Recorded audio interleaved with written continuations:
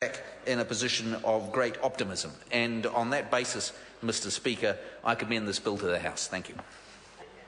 Moana Meki. Thank you, Mr. Speaker. Well, it's a bit rich for Paul Goldsmith to talk about business confidence after he's just completely pulled the carpet out from under the post-1989 forestry sector. I'm guessing they're not feeling particularly confident right now, Mr. Goldsmith, and they have every reason to be absolutely irate with this government for the nasty surprise they've dropped on them in this urgency motion.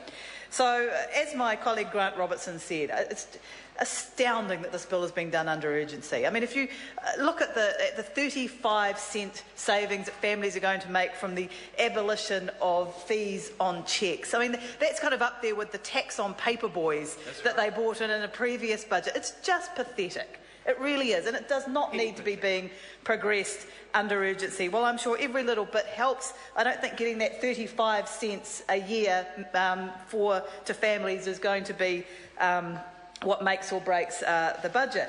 And the second part of this bill, which amends the Climate Change Response Act, definitely should not be in an urgency motion because of the wide-ranging implications it has for the post-1989 forestry sector.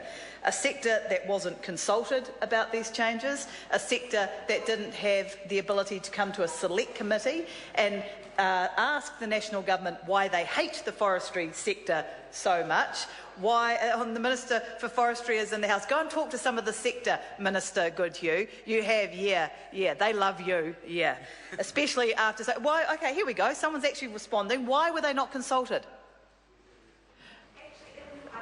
Oh, actually, if I understood, right, yeah, okay. I do understand. I understand that you are not applying this to your corporate mates in the heavy emitting industry. They still get to engage in arbitrage between NZUs and Kyoto units. The Cabinet Club still get access to these cheap units. So why are we not limiting those cheap units to the Cabinet Club, heavy polluting industries, and instead only applying them to forestry?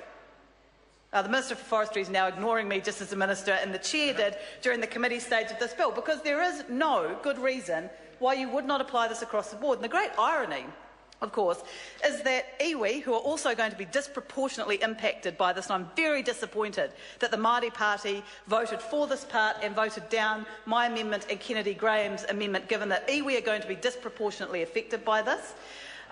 Very, very disappointed. Ironically, iwi and the post-1989 forestry sector have been calling for a restriction on these units for years, and it's fallen on deaf ears. They've called for a restriction on these units across the board in an equitable way that applies to everyone fairly, not one rule for them and another rule for the National Party's mates who are heavy polluters, who got free allocation of NZUs, but are perfectly entitled, according to the national government, to go out and engage in arbitrage, to speculate on those units, playing off the differential price between the NZUs and the Kyoto units. But now we're saying that the forestry sector, the one sector actually doing anything to reduce our greenhouse gas emissions, well, they're not allowed to do it. And we didn't tell them about it. We didn't consult with them. We didn't check what the impact would be. We're not allowing any kind of... The government didn't, sorry.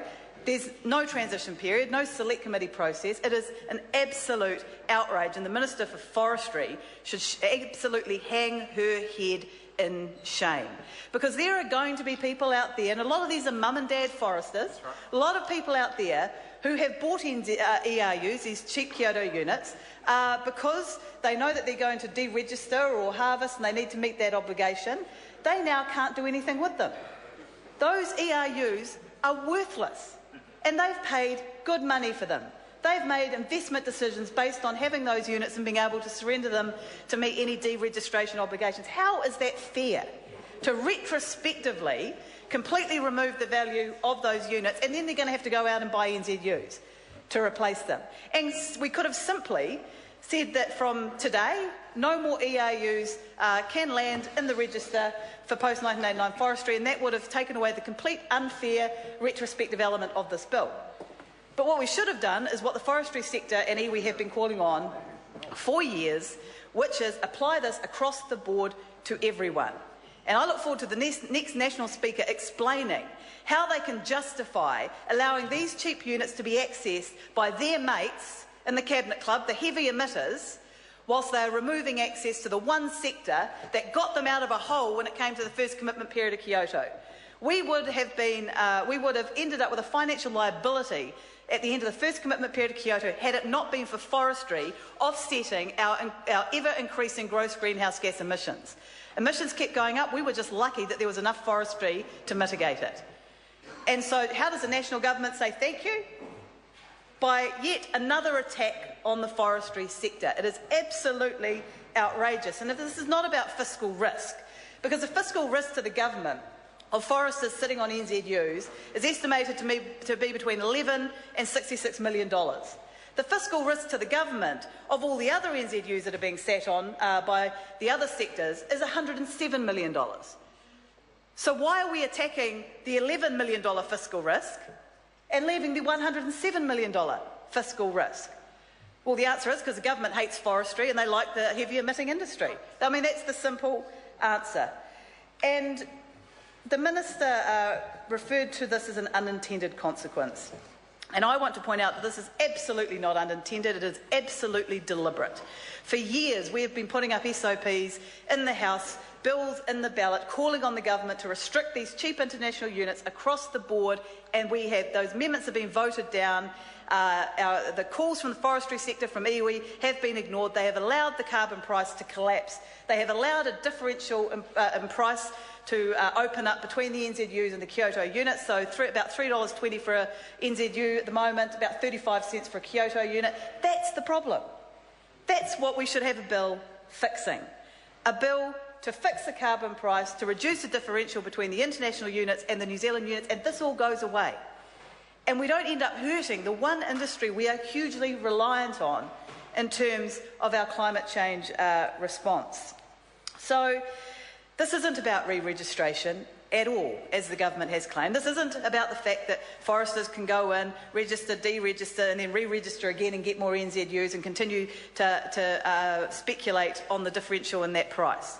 Because we could have fixed that by simply saying that in any reporting period, 5-year reporting period, you can only register once. That would have fixed it, without all the downsides of this piece of legislation. And that was one of the options that officials actually put up to the government in the regulatory impact statement, was simply saying you only get to register once in a reporting period, and the problem would have gone away. Instead, they went with the most brutal, over-the-top, unfair, retrospective option. So to sit there and talk about business and being friendly in terms of business investment, give me a break. Give me a break. Tell that to the foresters out there who have suddenly had the carpet whipped out from underneath them with absolutely no warning, absolutely no ability to submit on that piece of legislation to let us know how damaging it would be. They only found out about it when we sent an email to a few of them saying, have you seen this? Have you been consulted? And suddenly it went around the industry, and the reaction has been incredible. They have every right to be furious, Mr. Speaker, because this is an absolute betrayal of good faith. Minister Goodhue, the Forestry Minister, thinks it's funny. Well, we will be taking that out on the road, Minister Goodhue, because whatever the forestry industry thought of you before, I have to say this is an absolute indictment on your government. As Forestry Minister, you should be ashamed of yourself. Absolutely ashamed of yourself. Because this bill is yet another attack on forestry by an anti-forestry, anti-environment government.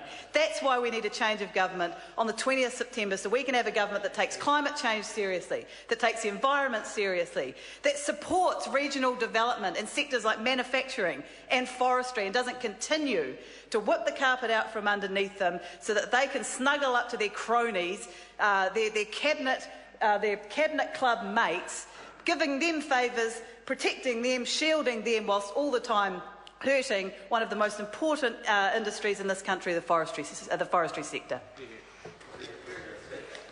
Gareth Hughes. Kia ora, Mr. Speaker.